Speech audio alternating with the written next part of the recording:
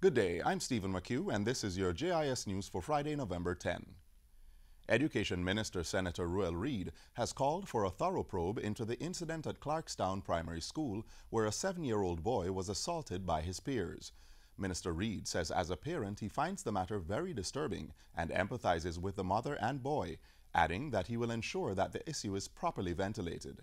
I have subsequently instructed Dr. Grace McLean to ensure there's a full investigation and report brought to my attention.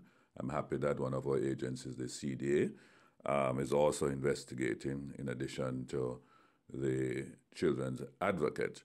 Very, very concerned about this incident, and I expect that, including the police, will do their own investigation and we will have the matter dealt with expeditiously. The Education Minister is urging the public and the media to handle the matter with care, saying everyone should appreciate the sensitive nature of the incident. In the meantime, Minister Reid says that based on preliminary reports, the matter could have been more efficiently handled to ensure the care and protection of the children involved in the incident. A meeting was convened by the school board on Wednesday, November 8, with all parties concerned. It was agreed that the ministry would arrange immediate training for school board personnel to empower them with the skill sets, knowledge, and guidelines that govern child care and protection and critical incidents in general. The principal is also to recruit a suitably qualified applicant for the position of school security officer under the ministry's apprenticeship program. This person will manage the gate operations and other matters relating to the general security and safety of children on the school's compound. And an educational social worker is to visit the school community to conduct a social inquiry report on the parties involved. The minister says he is awaiting the formal report from the school board, after which action will be taken in accordance with the Code of Regulation. The Office of the Contractor General, OCG, has received a new equipment to improve its ability to investigate and support the prosecution of corruption cases. Worth $134,000, the items were presented to the OCG on Thursday. They have been donated by the U.S. Department of State, Bureau for International Narcotics and Law Enforcement Affairs through the U.S. Embassy in Kingston. And it includes a forensic recovery evidence data center device that will allow you to extract data from computers and smartphones. With this new capability, your office will be able to analyze electronic evidence more effectively. This equipment will enhance the overall information and communications technology capacity of the office, and more specifically the investigative function of the office. The Contractor General says in addition to the equipment, in the last 10 months, OCG staff have been trained to enhance their investigative capabilities by the Bureau for International Narcotics and Law Enforcement Affairs. And we're advised that very shortly some other OCG members will travel to Texas for principles of fraud investigation. He says the support will cause the OCG and the new dispensation of the Integrity Commission to reach and maintain international best practices as they investigate acts of impropriety and/or perceived acts of corruption. The Ministry of National Security has begun its series of health fairs in juvenile correctional institutions to promote healthy lifestyle among inmates and staff members. The initiative is part of the ministry's We Transform program and will benefit 530 children and staff across all 4 juvenile institutions.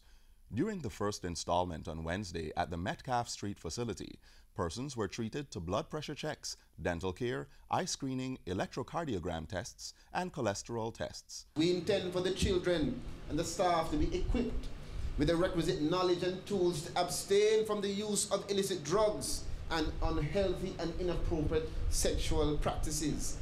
And we also anticipate that specific institutions will have their staff trained and equipped with the skills for them to train the children in the area of sexual and reproductive health.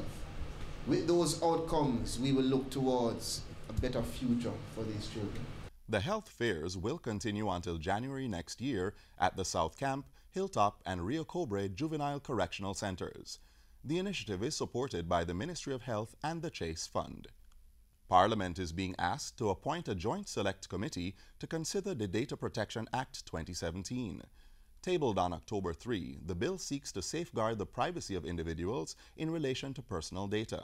It's also meant to regulate the collection, regulation, processing, keeping, use, and disclosure of certain information in physical or electronic form.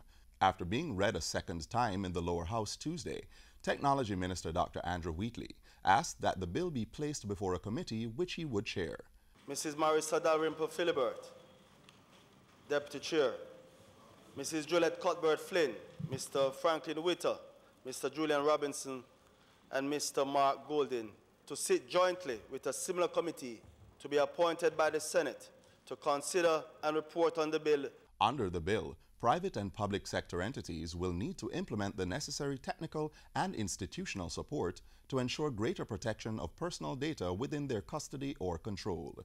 The bill also makes provisions for an information commissioner to oversee the handling of personal data in public and private entities. And finally, the National Water Commission, NWC, is extending its customer census mapping project into St. Catherine as it continues efforts to deliver improved customer service. The project has already been completed in Kingston and St. Andrew.